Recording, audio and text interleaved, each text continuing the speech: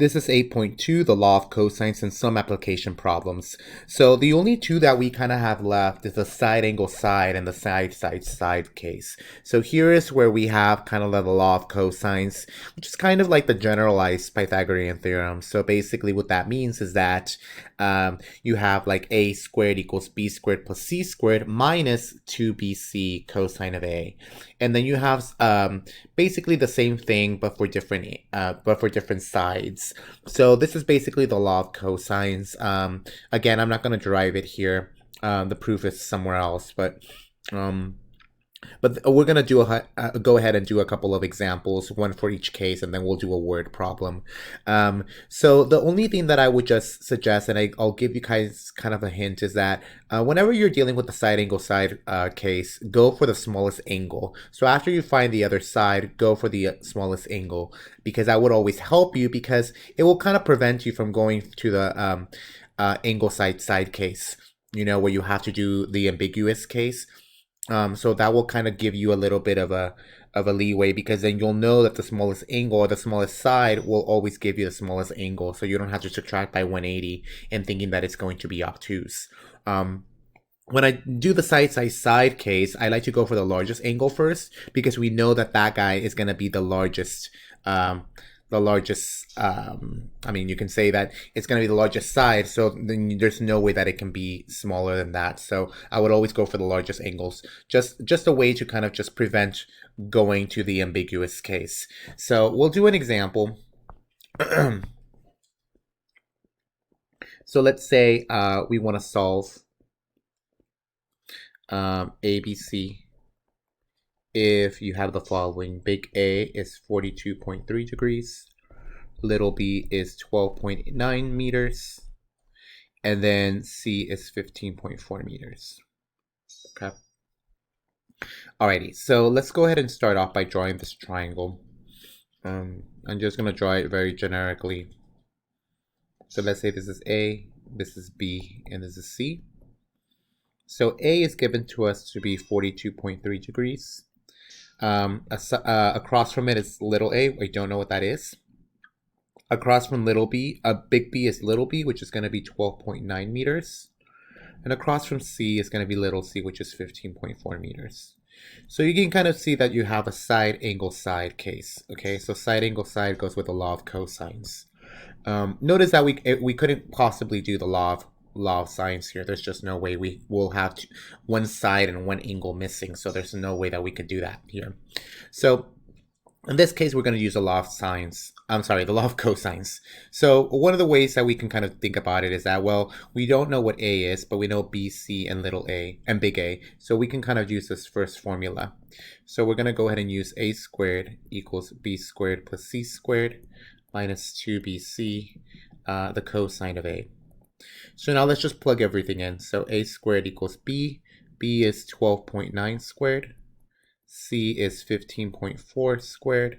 Minus 2B, that's 12.9. C is 15.4. And then the cosine of 42.3 degrees. Okay. So I'm going to put this in my calculator. So there's a lot of stuff. So make sure that you double check, take this slowly. So 15.4 squared minus 2 times 15.4, 12.9, then the cosine of 42.3. So I ended up getting 109.7. Okay, now we're going to take the square root. We're only going to take the positive side because this should only be positive. So take the square root of this answer. You're going to get about 10.47. It's going to be centimeters. No, meters. Okay, so we now figured out what this guy was. Okay, so this guy is just going to be 10.47 meters. Now, again, remember that what we want to look for, because we have the side angle side case, because we have two angles, we can either look for A or for B, or we can either look for C.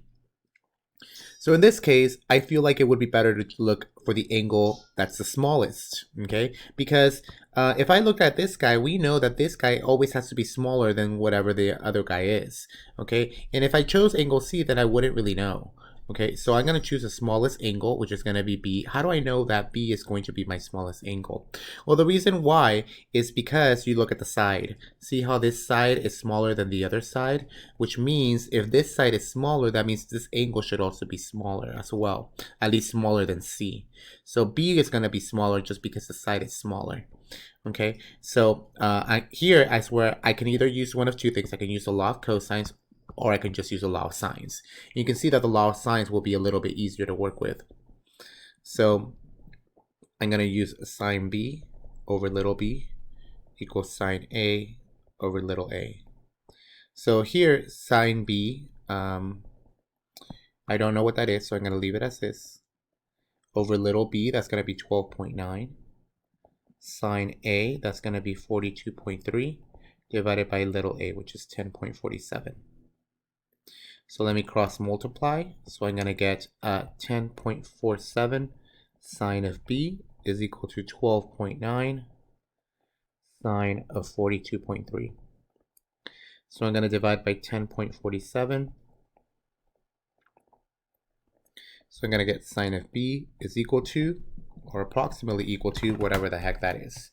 12.9 sine of 42.3. Whoops. Divided by 10.47. That's going to give me 0.289. Take the sine inverse of this, and I'm going to end up getting about 56 degrees. Okay, so we now figured out that this angle is going to be 56 degrees. And now we just finally have to figure out what C is. And that's going to be really easy because we can just take 180 minus the sum of the other two angles, which is going to be this 56 degrees plus this 42.3. And that's just going to give me 81.7 degrees. Okay, and that's going to be C. All right, cool. All right, so now let's try another one. Let's try one where it's side, side, side. So I have A is equal to 25.4, B is equal to 42.8, and C is equal to 59.3. And they're all, let's say, centimeters. Okay, so this is clearly a side, side, side because there's no angles here.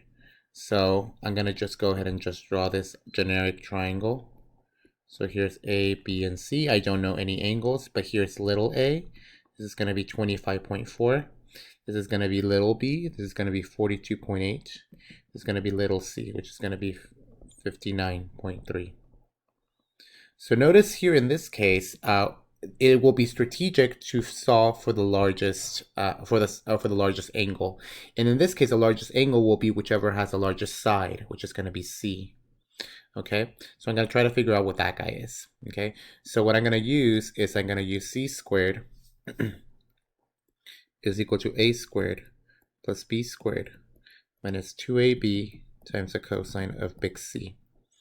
All right, so let's plug everything in there. So I'm going to have 59.3 squared is equal to A squared, which is going to be 25.4 squared, plus B squared, which is 42.8 squared, minus 2 times AB, that's 25.4, 42.8, and then the cosine of C, which I don't know what that is. All right. So now what I'm going to do, I'm going to subtract this. So this is going to be 59.3 squared. That's going to give me, oh God. Okay, so this is what I like to do. I like to move this guy over. So let's move these guys. This 25.4 squared, 42.8 squared. Let's move those guys over to the other side. Minus 42.8 squared. So let's move this over instead. So you're going to have this 59.3 squared minus 25.4 squared minus 42.8 squared minus is equal to minus 2 times 25.4, 42.8 cosine of C. Okay. Now you might be wondering, why am I doing this? Now these numbers are going to be ginormous, so I'd rather just put all of them into the calculator. So I'm solving for the cosine of C. So now all I have to do is just now divide this guy. So divide by negative 2, 25.4, 42.8, -2, 25.4, 42.8. Okay, so now this goes away, so I'm left with the cosine of C is equal to whatever the heck that is. Okay, so now I can just put all of that in the calculator. So this is going to be 59.3 squared minus 25.4 squared minus 42.8 squared divided by -2 times 25.4 times 42.8. Okay, and what I ended up getting is -0.478. Now I'm going to take cosine inverse. So when I take cosine inverse of this guy, I'm going to get about 118.6 degrees. Okay, so that's what I'm going to get for that one. So it's easier to just move all of this guy over to the other side to solve for the cosine of C. And actually there are some formulas that are, and you could have done that from the very beginning so that you can just plug it in and then just take the cosine inverse at the end. It just saves a little bit of time. Okay, so now let's solve for the rest of them. So let's see, which one can we find out? It doesn't really matter because we know that the next ones are not going to be ambiguous because we already solved for the biggest angle. That means that the other two should only be acute. So let's solve for A. Let's just do that one. Okay, so we're going to use the law of sines now. So this is going to be sine C over little c equals sine A over little a. So sine C in this case is going to be sine of 118.6 divided by little c, which in this case was 59.3, is equal to sine A, which we're trying to figure out, over little a, which is going to be 25.4. So let's finally cross multiply. That's going to be 25.4 sine of 118.6 is equal to 59.3 sine of A. So let's divide by this 59.3. So I'm left with sine of A is equal to, this is going to be 25.4 sine of 118.6 divided by 59.3. That's going to give me 0.37 and then 6, and then A, after I take sine inverse, is going to give me 22.1 degrees. All right, cool. And now what we can do is that we can use the sine, the law of sines again, but I think it'll be easier for me to solve for B as just taking 180 minus the sum of the angles, which is going to be 118.6 and then 22.1. That's, I think, it's a little bit easier. So 180 minus 118.6 plus 22.1. And what I end up getting is 39.3 degrees. All right, and that's that one. Okay, cool. All right, so we did both cases. They're probably the law of cosines is a little bit more messier and a little bit more algebraic than the law of sines, but it's not that too terrible. Okay, so we're gonna finish up this section with something called bearing.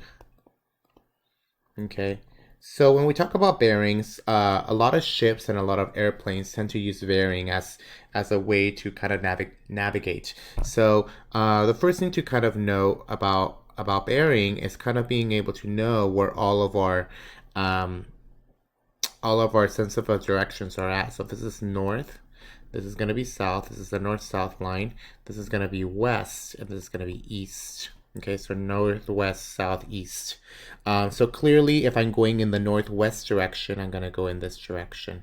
And later on, when we talk about vectors, you'll see a little bit more about these types of units. So maybe there was an airplane going this way in the northeast direction, and then you had another airplane starting from the origin and going in the northwest direction.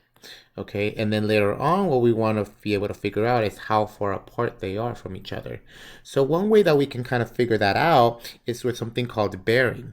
So whenever I say that if something went northwest and then with a bearing of 30 degrees, so what that means is that if I write my northwest, southeast, so it's going in this direction. Now, where's 30 degrees? It's very different. 30 degrees is always going to be along the north-south line. So this guy is 30 degrees right here. So if I said I was going southeast, and then in southeast I was going with a bearing of 47 degrees, then I'm going to draw my northwest southeast line, and it's going to be going in the southeast direction, and the 47 degrees is always going to be about the y-axis. So it's very different than the way that we've talked about angles. Now in this case, everything is going to be on the north-south line. So just when we're talking about bearing, okay, this is what really we're talking about. Okay, so now what we're going to be able to do with these types of problems is do one example. Okay, so here's my example. We have two planes leave the same airport at the same time. So one flies at 20 degrees northeast at 300 miles per hour, and then the second flies at 50 degrees east of south at 400 miles per hour. So how far apart are the planes after 2 hours? So round to the nearest mile. So let's first start off by drawing a picture. So make sure that you really understand problems that look like this, because something like this will be on your exam.